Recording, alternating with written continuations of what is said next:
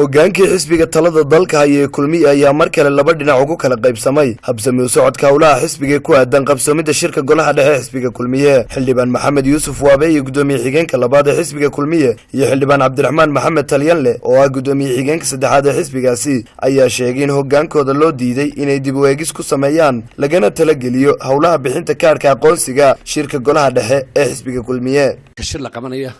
habka technicalka ah loo maamulo ayaa priority ah ومحو يا هبكاسي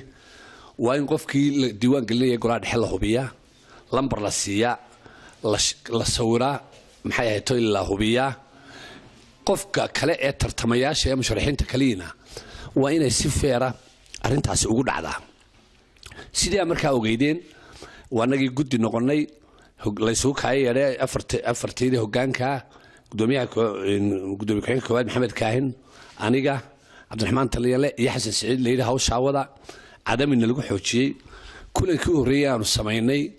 وحنسجل لنا عشان تسمعينه عشان تي واحد يقوم سنة سلوكتي وارنجي أجني قاب كي السودان وحمالنتي هراء أرمات تكنيكال كا سيدي أي نوش شيء مركز أي لهم بوقت حسن وكشرة وارنجي أنا قلنا كهذا اللي مركا أنا وكشقينا حس الشركة سيدو قبسوبي يعني بشر كيسي كشقينه haddaan hoggaanka afarteedii nahay dee waxa bannaan oo maran oo la iska wataa ciddii maxay ahayd diiwaan gelinaysa wax oo marba tira la iska sheegayo la oranayo waxa la intaas la diiwaan geliyay hatta waxa la diiday in review ku sameeyno oo dub eegno arinta markaa dadka waxaan u cadeynaa halka labada xubnood ee hoggaankii way diideen markay la tashi soo sameeyeen in laba xubnood lagu kordhiyo waana halkii hawshu ka muhiimka ahayd وانا هلك هوش laga garanayay inay wax qaldaynayeen kale waxaan u sheegaynaa taageerayaasha xisbiga kulmiye in arintu ay ka socon weeyday raga maanta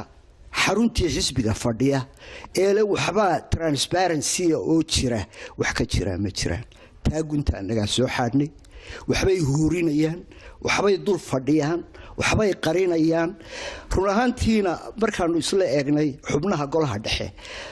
difference loo dhaxeeyay ma jirin 307 iyo 378 iyo 390 oo tirada guuda ayay ahayd laakiin se technically in hoos loo digo dadkii dhintay dadkii ka baxay ahsaab kala galay dadkii labada xil isku hayay xilka wasiirnimo iyo xilka beeleed sidii loo buuxin lahaa technically inaanu isaga nimaadno taa waa diiday wasiirkii hore ee cadaaladda Soomaaliland Xuseen Axmed Caydiid ayaa isna dhankiisa madaxweyne Siilaanyo ku eedeeyay inuu ka fogaaday xayndaabka dhexdhexaadnimada ee xubnaha ku loolamaya xisbiga kulmiye ayna xaqiiqo biyo kama dhibcaana tahay inuu madaxweynuhu wasiirada beeshiisa ku wargeliyay taageerada murashax Muuse Biixi Cabdi waxaana uu yidhi dhawaaqan dambe iyo arrinkan dambe iyo warkan dambe ee madaxweynuhu sugan ee xaqiiqda ah ee inuu wasiiradii qaar ku amray inuu Muuse ay la dhisaan ayaa horta waxa noogu muuqatay kol hadii madaxweynuhu dhinacyadii xisbigiisa ahay ee odayga uu ahaa ee uu hore dhowrka goor u sheegay inuu dhex u yahay tartankooda kolba kii soo baxana hambalyeeyo taasoo dan u ahayd run ahaantii xisbiga israaciisa dambe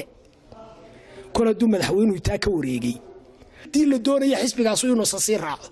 hadii la doonayo xisbigaas inuu heshiis kaga baxo shirka hadii la doonayo xisbigaasi cidda ku guuleysata musharaxnimada inuu dadaalkiisa dambe iyo guushiisa dambe raadiyo oo uu xisbiyada kale kula tartamo hadii la doonayo afarta qodob hal qaato afartaas waxa ahaayeen hawlaha socda ee shirka la xiriira ee dhinaca guri wato hal hakiyo guddi dhex ah oo waxa hore u qabsoomay iyo waxa harayba isla eegta ee xisbigu u baahan yahay oo heshiis lagu wada yahay hal la qabto aaraada iyo aragtiyaha iyaan la isku colaadsan oo aan campaign-kana cunfi laga dhigin ee si nadiif ah ha ahaado kolba kii soo baxana lagu gacan qaado afarta qodob baan soo saar ma danta xisbigaan wadna ma duuntaanka xisbigaan wadna ma tu qaran baan wadna waxaan leeyahay ninka inta diidaree laga laayay ayaa dumintii xisbiga wada waxa anaga noo muuqata in maanta xisbigii kulmiye uu taagan yahay albaabkii uu xisbigii udub ku burburay markii shirka badhna laga xidhay dadkii mas'uuliyiinta ahaa sacabna la tuntay tiinu taagan yahay maantana sacab tunkiibu ku socdaa waxaan leeyahay ninka xisbi u turayo ninka madaxweyne ka doonayo saaxadaad ku gaarayso waa tan dagaalka aad madaxweyne ku noqonaysaa maaha kan dagaalka aad madaxweyne ku noqonaysaa waa ka dambe kaalmadaydaad u baahantay kaalmada saaxiibkay baad u baahantay maxamed yuusuf bakayle Somali Channel Hargeysa